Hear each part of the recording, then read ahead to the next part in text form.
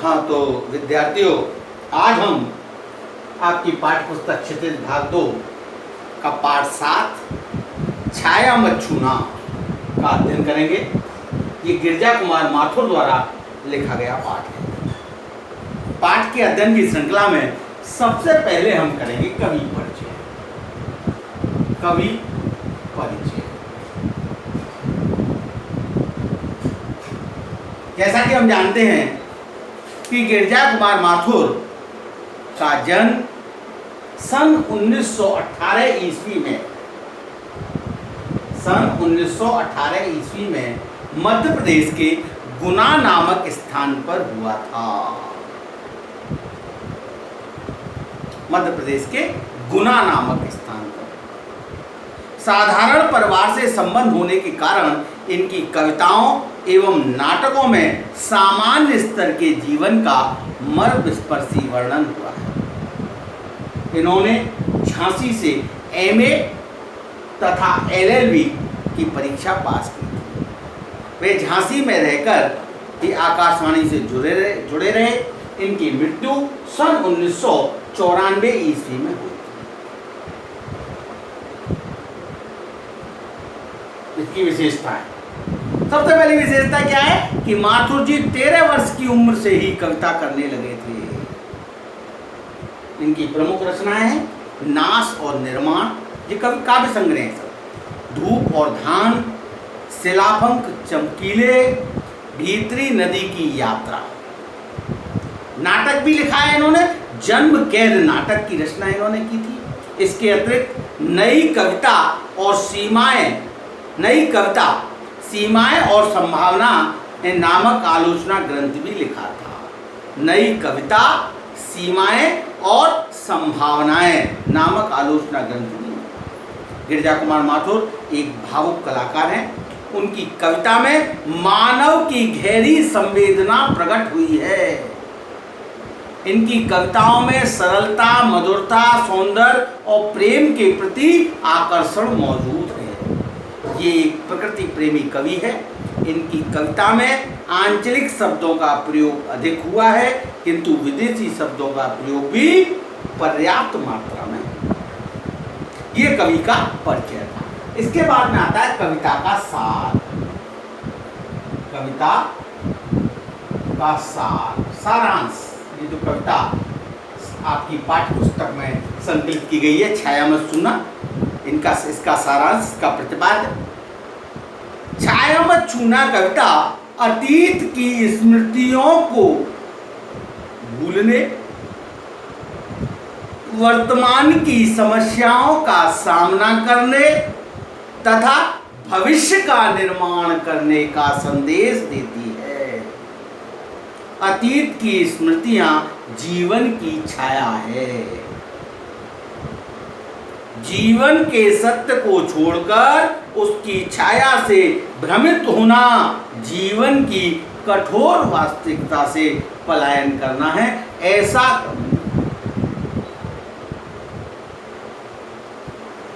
छाया, आप सब जानते हैं छाया किसे कहते हैं? छाया भ्रम को कहते हैं। हमारा शरीर, अगर हमारे पीछे एक बल्ब जला हुआ है तो उसकी छाया हमारे सामने पड़ती है। हम उसको पकड़ने का प्रयास करते हैं, वो सब नहीं, हाथ में नहीं आती।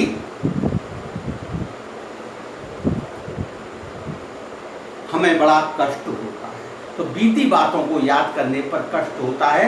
उसको हम सुधार नहीं सकते, उसमें हम कुछ परिवर्तन नहीं कर सकते, परंतु गहरा इन्होंने कहा है कि अतीत के सुखों को याद करके वर्तमान के दुखों को गहरा करने के बजाय वर्तमान के कठिन यथार्थ, यानी वर्तमान सत्य क्या है? वर्तमान है। वास्तविकता क्या है? वर्तमान है। उस वर्तमान का सामना करना।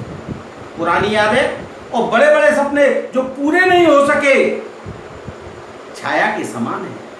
जीवन की अनेक सुनहरी यादों का स्मरण करके सुख का अनुभव करना अच्छा तो लगता है, पर वे हमारे उन भावों को जगा देती है जो सोए हुए हैं, जिन्हें हम भूलना चाहते हैं। यश, वैभव, मान, संपत्ति, ये सब भ्रम है, ये सब छाया है। बड़प्पन का एहसास भी मृग तृष्णा के समान है। जीवन में जो नहीं मिला उसे भूलकर वर्तमान में जीने का प्रयास करना चाहिए और भविष्य का निर्माण करना चाहिए। ये अब मृग तृष्णा शब्द है। मृग तृष्णा क्या है भाई? मृग तृष्णा, मृग तृष्णा यानी हिरण, मृग माने हिरण की प्यास। रेगिस्तान में हिरण पहुंच जाता है, प्यास से व्याकुल होता है, सूर्य की चमक से सामने का रेत उसे चमकता हुआ दिखाई देता है, उसे भ्रम होता है जल होने का।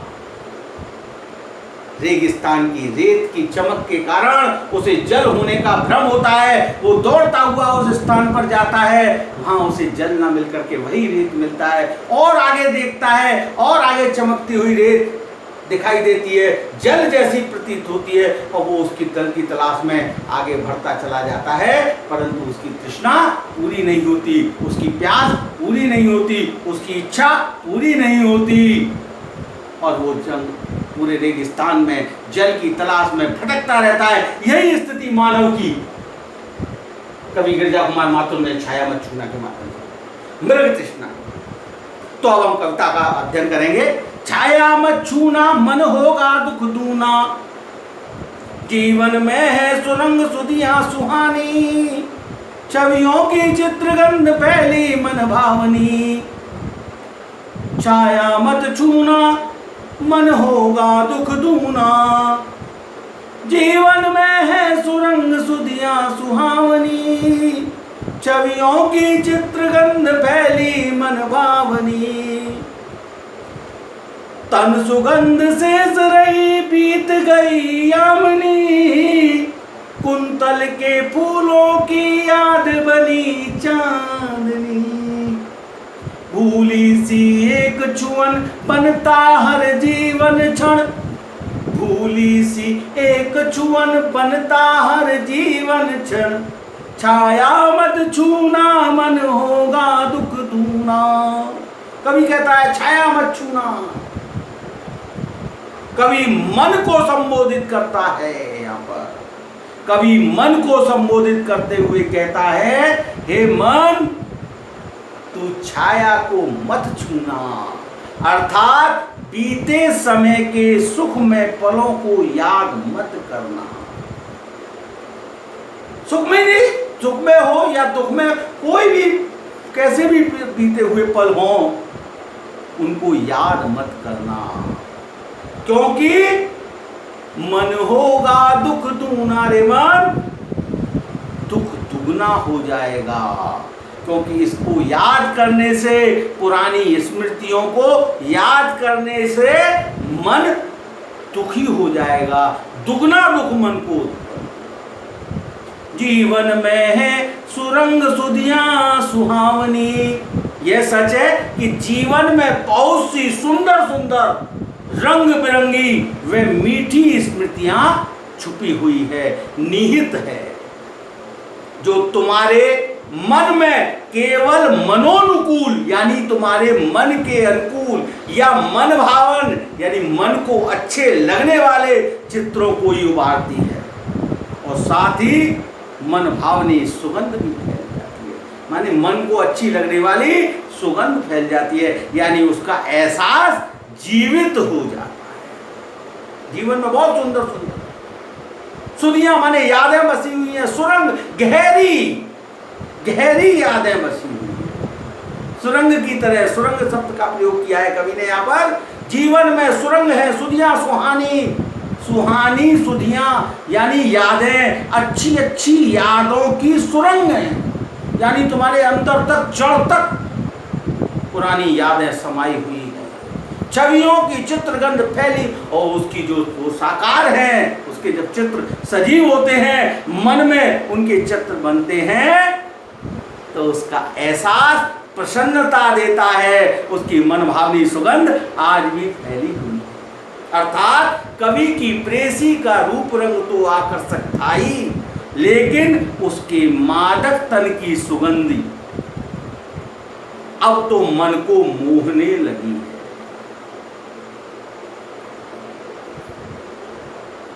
यहाँ प्रकृति के रूप को आक्षेप करके प्रेसी को याद कर रहे हैं। सुगंधी अब भी शेष है। बात है रात व्यतीत हो चुकी है, तन सुगंध शेष रही, बीत गई यामिनी। रात्रि व्यतीत हो जाने के बाद भी अपने साथी, अपनी प्रियतमा की तन की सुगंध शेष रह जाती है, सुगंध का एहसास बाकी रह जाता है। ऐसी चांदनी रात्रि को देख करके कवि को अपनी प्रिया के बालों में लगे फूलों की याद आ जाती है। कुंतल के फूलों की याद बनी चांदनी। और ये चांदनी रात जब भी आती है तो अपनी प्रेमिका के बालों में लगे हुए कुंतल के फूलों का आकर्षण याद आ जाता है। कुंतल के फूलों का एहसास, कुंतल माने बाल, बालों में लगे फूलों का, कुंतल के फूलों की याद बनी चांदनी। बालों में लगे हुए फूल, गजरे जो लगते हैं, उन गजरों का एहसास आज भी कवि को होने लगता है। अर्थात सुख में शरीर बीत जाने पर उसकी स्मृति मात्र शेष है। भूली सी एक चुअन बनता हर जीवित चढ़। स्मृतियां अभी भी साकार है, अभी भी बाकी है। इस प्रकार भूला हुआ वह स्पर्श कवि के सामने जीवंत होकर साकार रूप में उपस्थित है, किंतु वह स्मृतियां मात्र छाया मात्र है, मात्र भ्रम है, यथार्थ नहीं है।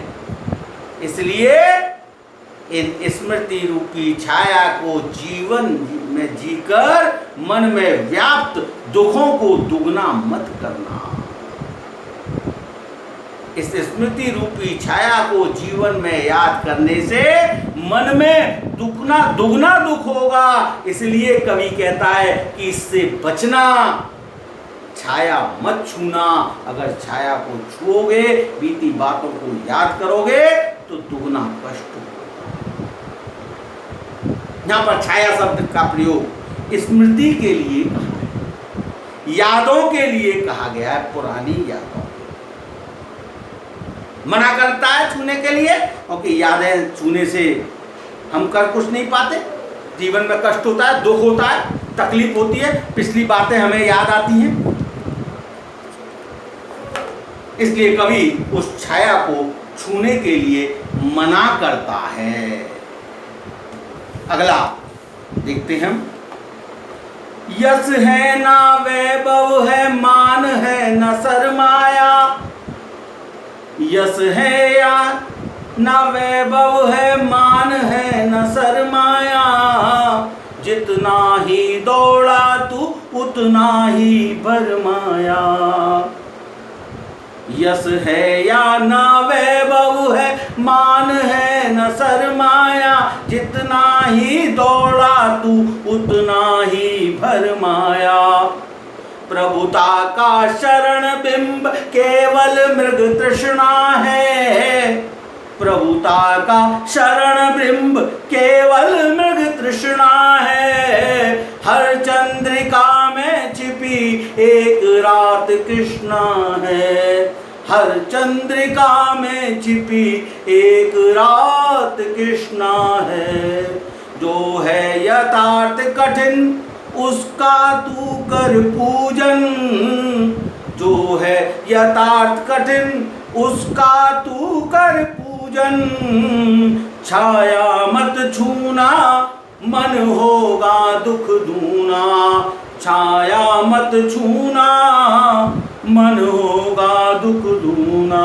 कवि कहता है कि इस संसार में यश, वैभव, धन, संपत्ति, पूंजी सभी मनुष्य को भ्रमित करने वाले हैं। यश है या ना वैभव है, मान है ना सम्मान। इसके पीछे मनुष्य जितना भागता है उतना ये दूर, उतनी उसकी लालसा बढ़ती चली जाती है,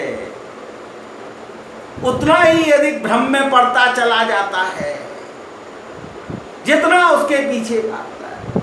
प्रभुता का शरण बिंब केवल मृग तृष्णा है। और प्रभुता, अहम ब्रह्मास्मि का भाव, मैं ही सब कुछ है, प्रभुता या बड़प्पन पाने की लालसा केवल एक धोखा मात्र है। मृग तृष्णा, मृग तृष्णा को धोखा, मृग तृष्णा धोखा। मैंने बताया था अभी आपको कि मृग, हिरण रेगिस्तान में पानी की तलाश में भटकता है, परंतु वहां उसको धोखा मिलता है, पानी नहीं मिलता, रेत होता है। धूप की चमक से वो पानी जैसा चमकता जरूर है, परंतु वहां पर पानी नहीं मिलता, धोखा। तो मृग तृष्णा का मतलब होता है धोखा। लालसा केवल एक धोखा है जो कभी पूरी नहीं होती। जीवन का यथार्थ है, दिन के बाद रात है, रात के बाद दिन है, सुख के बाद दुख है तो दुख के बाद सुख है। हर चंद्रिका में छिपी एक रात कृष्णा है, हर चांदनी के पीछे एक काली रात छिपी हुई है। काली रात के ऊपर चंद्रमा निकल करके उसकी कालिमा को समाप्त करके चमक, अर्थात हर सुख के साथ एक दुख जुड़ा हुआ है, ये निश्चित मान। इसलिए यश, वैभव, प्रभुता और सुख के पीछे भागना छोड़कर जो है यथार्थ कठिन उसका तू कर पूजन।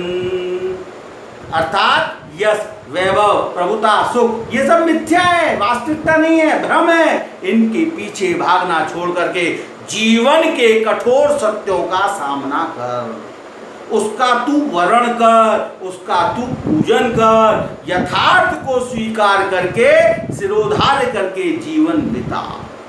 कल्पनाओं में जीते रहने और भ्रम के पेड़ से दौड़ने से क्या होगा? तेरे दुख और दूने हो जाएंगे। छाया मत छूना, मन होगा दुख दूना। इसलिए कवि कहता है कि कल्पनाओं में जीने मत जीना, भ्रम के पीछे मत दौड़ना। अगर इनके पीछे तू दौड़ेगा तो क्या होगा? तेरे दुख दुगने हो जाएंगे, तू दुखी। देखिए मृग तृष्णा हम बता, प्रभुता का शरण में, प्रभुता माने बड़प्पन में अहंकार होता है व्यक्ति को, अपनी जात का, मैं ठाकुर, मैं ब्राह्मण, अपने धन का, पैसा वाला, रुपया का, अपनी शिक्षा का, अपने ज्ञान का, ये बड़प्पन का जो एहसास होता है उसको मृग तृष्णा बताया है, भ्रम बताया है। ये मनुष्य का भ्रम है। यथार्थ तो, वास्तविकता तो सत्य आज है, जिसको हम आज जी रहे हैं वो वास्तविकता है। क्लियर? इसके बाद में हम अगला लेते हैं। दुविधाहत साहस है, दिखता है पंथ नहीं। दुविधाहत साहस है, दिखता नहीं पंथ नहीं। देह सुखी हो पर मन के दुख का अंत नहीं। देह सुखी हो पर मन के दुख का अंत नहीं। दुख है ना चांद केला शरद रात आने पर। दुख है ना चांद केला शरद रात आने पर। क्या हुआ जो खिला फूल रस बसंत जाने पर। क्या हुआ जो खिला फूल रस बसंत जाने पर। जो न मिला भूलू से कर तू भविष्य वरण। जो न मिला भूलू से कर तू भविष्य वरण। छाया मत छूना मन होगा दुख दूना। छाया मत छूना मन होगा दुख दूना। कवि कहता है ठीक है, मन में दुविधा रहने से व्यक्ति का साहस समाप्त हो जाता है। हमारा जो साहस है, उत्साह है, जोश है, वो दुविधा से ग्रसित होने के कारण समाप्त हो गया है, नष्ट हो गया है। ऐसी स्थिति में कवि कहता है दिखता है पंथ नहीं, कोई रास्ता नहीं दिखाई देता। जब व्यक्ति का साहस समाप्त हो जाता है तो उसको कोई रास्ता नहीं। यहां कवि मार्गदर्शन कर रहा है। दुविधा हत साहस है, साहस कहता है दुविधा में उलझा।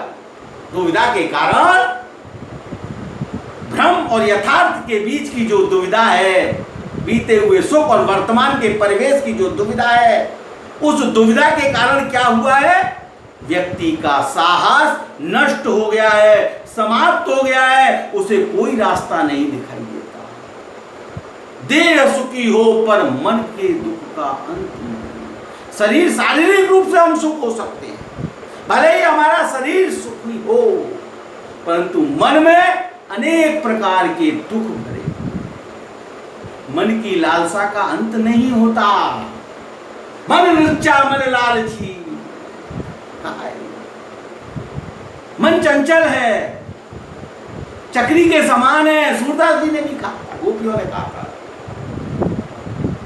मन भटकता रहता है, ऊधो मन नाही 10-20। गोपियों ने एक मन तो बहुत कम लोगों के होता है, मन तो बहुत चंचल होते हैं मन के दुख का। इसलिए मन के दुख का अंत नहीं होता। मन में असीम दुख भरा हुआ है। शरीर से हम सुखी जरूर हो सकते हैं, शरीर से। तुम्हें इस बात का दुख है कि शरद की रात में तुम्हें चंद्रमा के दर्शन नहीं हुए।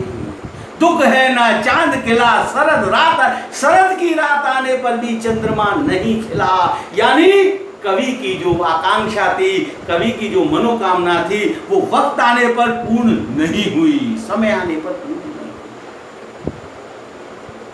तुम्हें इस बात का दुख है कि शरद की रात में भी तुम्हें चंद्रमा के दर्शन नहीं हुए, अर्थात प्रसन्नता का अवसर आने पर भी तुम प्रसन्नता से वंचित रहे। बसंत ऋतु चले जाने पर फूल खिले तो क्या, फूल खिले जरूर, जीवन में मनोकामना पूरी हुई जरूर, परंतु वक्त निकल जाने के बाद हुई तो किस काम की। क्या हुआ जो खिला फूल रस बसंत आने पर, बसंत ऋतु के जाने पर अगर कोई फूल खिला तो इसका कोई औचित्य नहीं। क्या हुआ? कवि का काम वक्त पे नहीं हुआ, इसका उसे दुख है। भाव यह है कि उचित समय पर तुम्हें सुख नहीं मिला। अब इन दुखों और असफलताओं को भूल जाना ही असंभव अच्छा है। जीवन में इस प्रकार की जो असफलताएं, दुख हैं, उनको वर्तमान परिवेश में भूल जाना ही श्रेयस्कर होता है, श्रेष्ठ होता है।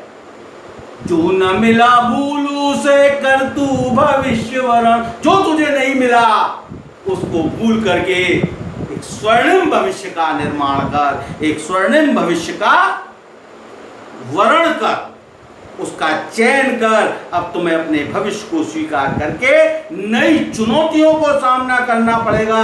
यदि सुखों को याद करोगे तो दुख दूना हो जाएगा। इसलिए छाया मत छूना, पिछली बातों को याद मत करना, पिछले सुख दुखों को याद मत करना। अगर याद करोगे तो क्या होगा? मन को दुगना दुविधा साहस का देखिए हम, शुभ अशुभ, सफलता असफलता, गलत सही, उचित अनुचित, इस दुविधा में साहस समाप्त हो जाता है। निर्णय लेने की क्षमता खत्म हो जाती है। कोई पंथ, कोई रास्ता नहीं दिखाई देता। क्या उपाय करे, क्या न करे। ये तो आज आपकी ये कविता छाया मत छूना का आपने अध्ययन किया। इस पाठ को आप पढ़ेंगे बड़े ध्यान से, कविता का स्वशब्द जब तक वाचन नहीं करेंगे उसका अर्थबोध, उसका भावबोध नहीं हो पाएगा। बस आज इतना ही। आपका दिन शुभ मंगल हो। Thank you very much.